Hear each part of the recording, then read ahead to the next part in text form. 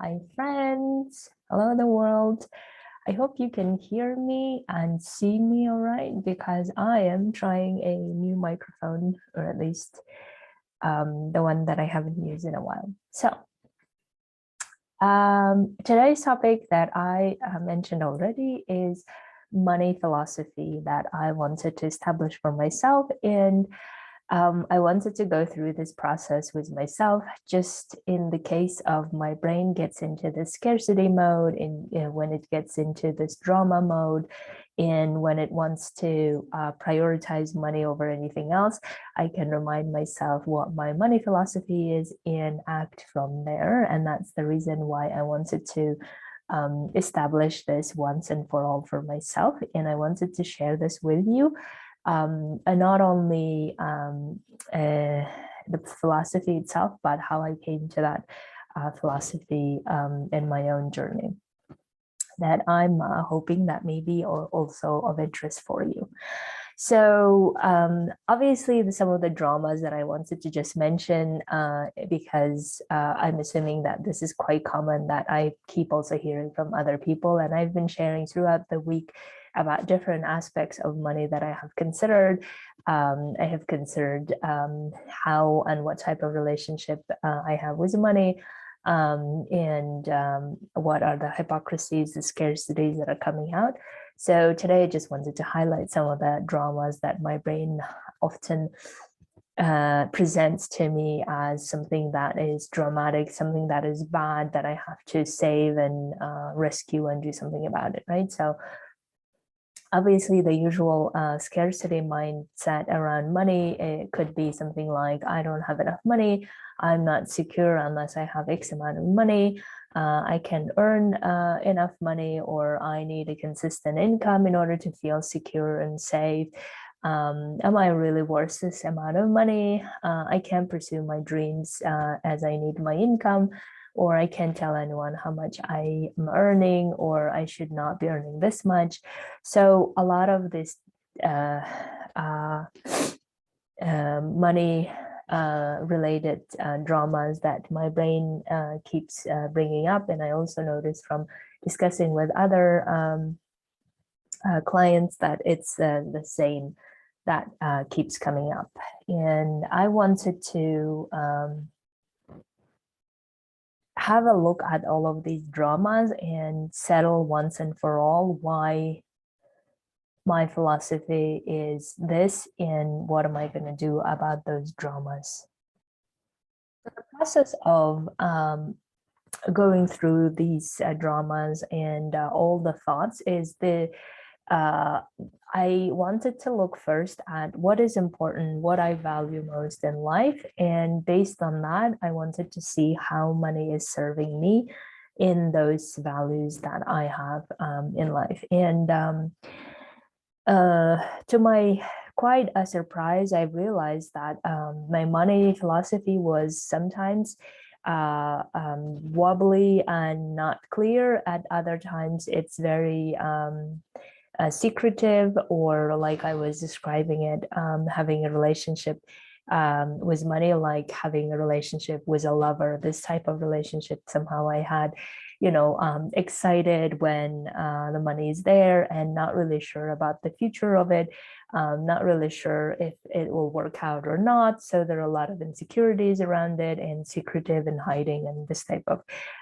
relationship with money. So obviously that was the opposite of what I value in life, which is for me, the overall values that I hold to be very important for myself is having that inner freedom, having that inner freedom express in the physical world in the way that I want to, designing my life the way I want to, doing only the things that I love doing, and having my passion dictate how I live my life, and live my life on purpose with honesty and integrity. So these are the roughly the main values that I hold dear to my heart. And when I asked myself, how is money playing that role? It was a bit the opposite, as I said. And I was also noticing that the more I don't look at the money topic, and the more I keep it as this dungeon that I don't really want to look at it, or as this secret closet that I close it and, put it shut and not open it, the more I keep thinking about it, or the more I keep letting it be the obstacle in the way of me pursuing my dream. I also keep it or let it be the perpetrator in a way that keeps generating dramas of insecurity, of scarcity. And essentially, I was letting this money to be that person who decides what I can and cannot do in life. The one where you are so excited about something, you want to go for it and do it, but because the money is not there, or because you fear losing money, therefore you don't go for it, even though you tell yourself that you trust yourself, you want to pursue, but then you're not really sure if you can get that type of money anywhere else. So this was the process of first having a look at what my values are, and then seeing how money plays its role, and seeing that money was not really playing the role that I wanted it to play. So I decided that I need to establish this philosophy for myself. So the philosophy is, for me, essentially the lessons learned and conclusions that I have come to in the process of deciding and looking at these dramas, and also some of the lessons learned that I took from other people that I love and respect. So that's why it's a list of things basically that my brain needs to be guided by and reminded of when my brain starts traumatizing, right? So the first, of course, there is no chronological order of it. I'm just saying it for the sake of clarity, but from the history, I know that my chronology gets all messed up in between. So I'll just say the first and then keep listing them. So first that I have decided is that obviously money is not and never tied or never defines my self-worth, self-esteem, my dignity, anything innate to me as a human being, or anything as a personality that I have. It's never tied to that. And I want to make it clear to my brain all the time. Otherwise, it gets confused as to, oh, is it really worth it? Are we really worth it? I'm not worth it, or whatever the discussions that my brain wants to have, which I don't allow. So this is the first and very important one. The next one is I will always choose to believe and trust myself over money. And this, what I mean here is that I always trust my abilities, my experience, my skill set to create whatever amount of money I want to, rather than being afraid of losing the money and therefore not pursuing my goals and my dreams, because I thought I didn't trust myself enough to go pursue my goals. Excuse me. The next one is money is not there to define my security, confidence, or designing my life, as I recognize that money is simply a number and I get to choose to think and believe whatever I want about that number. So here I think it's more or less clear is that I have sometimes this idea of, oh, I have to have X amount of money in order to feel secure about my life. But no, I'm choosing to feel secure and confident about myself and designing my life the way I want to, irrespective of how much money I have in my bank account. Another one is money is there to contribute, to serve, to creating life I want for myself and for my loved ones. Another one is I always have money as a result of me pursuing my dreams, my goals, my passion, of helping myself and other people achieve their goals. I get paid well for my efforts to creating results in my clients' lives. the way they want to with their own design. Money can be a great measuring tool for me to show how much I was able to help other people to achieve their dreams as well. Money is a number in the end. So is debt, so is savings, which is neutral and does not cause security or insecurity or other thoughts or drama unless I choose to believe in those dramas. And this is something that I have learned from my coach, Brooke Castillo. Therefore, I get to think whatever I want about any amount of money. And I get to decide whether I want to dramatize it or believe my drama. Therefore, it's never there to generate insecurities or drama unless I choose to.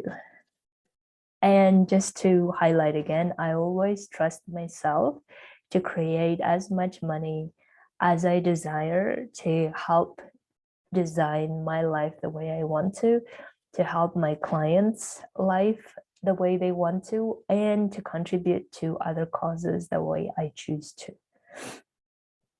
And I always have enough money to do anything I want in life, and also create as much as I want to. So this is the philosophy that I have established for myself that I want to have around money. Now, the application of it is obviously the key, because having it somewhere on a paper is beautiful, but if we don't apply it, it just doesn't make sense. We all know it, obviously. So the best way that I suggest you apply it is look at these philosophies that you have established for yourself based on whatever is important for you, and then start acting from there. I'm not saying that you keep repeating like a mantra and saying, I believe this, because I think that's really does not happen that way. That's why it's really important that you understand why you did it, why you came to this conclusion, why you think this is the way to go, and how you can act from those new beliefs, if it's new, now, instead of keep believing the old ones, right? So excuse me, my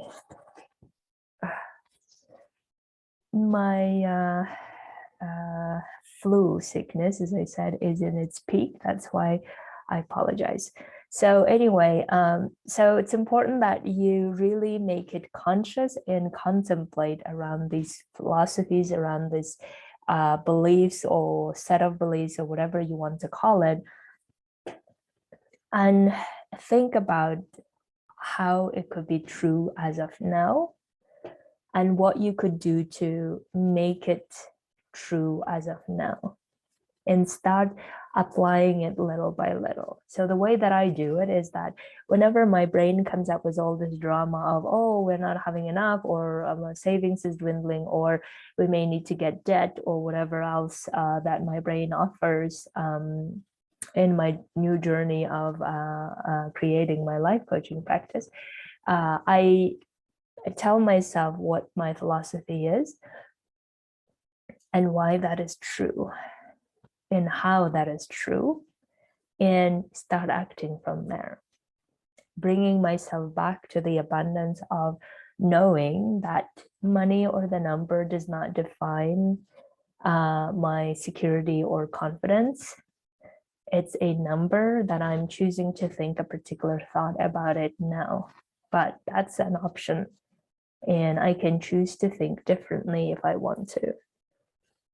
But it's important that we also look at why we keep thinking that way, right? And what's behind it.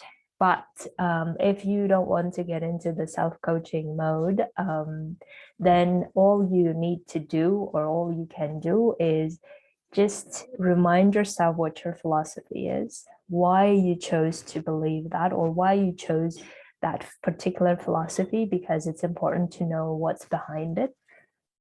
in my case, as I said, the reason why I wanted to have this philosophy, I didn't want to be chased by these scarcity thoughts. I didn't want to have this hypocrisies and other unclear thoughts walking around in my brain. And also, I didn't want it to become a central part of my life where it defines who I am and what I do. Rather, it's the opposite. I decide of becoming who I am and decide to do what I want to do, and money can be there as a tool serving me.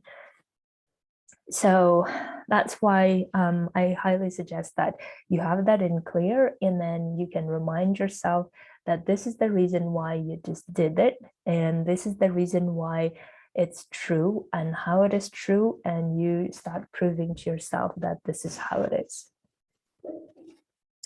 Now, whenever I'm saying all of this, you may also think that so you are talking too much about money, or you're actually making it a big deal, then it's not. So in a way, you're contradicting yourself. So you could be having those type of thoughts. And I understand that because I am talking a lot about it this week. And the reason why I'm talking about it this week is simply, I don't want to make a money evil, a monster, or something that we can talk about or secretive about. So that's the reason why I wanted to talk about it.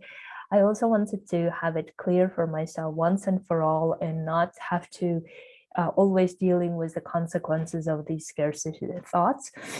And also I wanted to share that this is a normal part of our also contemplation in life, to think, what do we really think about money? And not to make it evil, something that we can't really look at it, but rather what it is that we're looking at it, how we want to treat it, and how what kind of relationship we have with that money, and how we want to use it to our purposes that we want, right? So that's why the reason why I'm talking about a lot this week. This way, I'm hoping that we actually achieve the opposite effect of choosing to do all the things we want to that are important for us, and money is aligned to serve that purpose rather than other way around. And I fear that if we don't talk about it, or if we make it secretive and hiding and not really sure about it, then it may have the effect of deciding what's important for us, or overriding what's important for us. So anyway, I hope that you enjoyed this episode. I'm sorry about the background noise. As you can see, I am recording this in my village house next to my mom. So that's why a lot of things are going on around this table as well. So give it a try. If you have any questions or you want to be coached on this topic, I will be very happy to do that. So there will be a calendar link on the blog post that is also in the show notes, and you can choose your time to be coached by me on the money topic. So have a wonderful Friday and weekend, you all, and talk to you next week.